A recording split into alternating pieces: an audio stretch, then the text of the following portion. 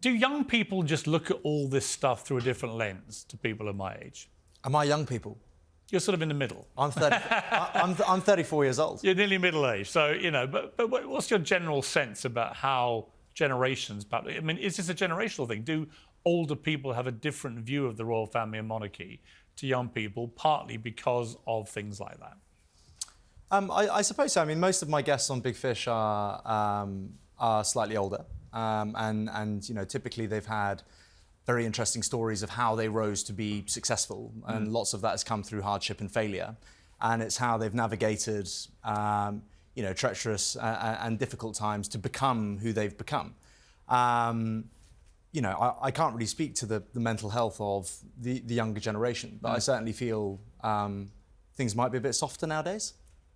That's my asking. Well, yeah, actually, yes. Yeah. In a way, I think that is what I'm getting at, really. And you know, I don't want to always bring these royal debates back to Meghan and Harry, but part of my problem with what they did is they weaponized things like racism and mental health, and it caused a lot of damage to the reputation of the royals, not just here but abroad. And I think, I mean, just to bring you back in, Alex, there's no doubt in my mind that has contributed to young people, and particularly, I suspect, younger people of colour in this country, who have bought in, perhaps, by believing what they've been hearing, that the royal family has a group of racists amongst them. And that's not going to make you like an institution. It's going to make you want to get rid of it. Sure, well, I wouldn't know. There are a few things I find less interesting in this world than the sort of private affairs of Harry and Meghan, or indeed the public affairs of them either.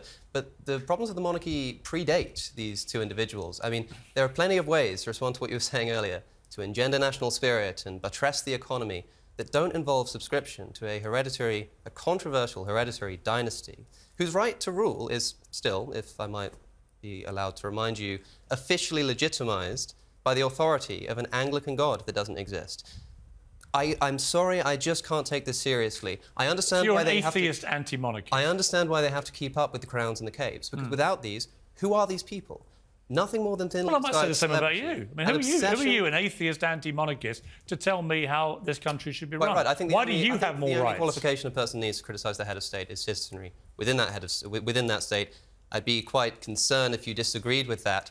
I think that, look... With what?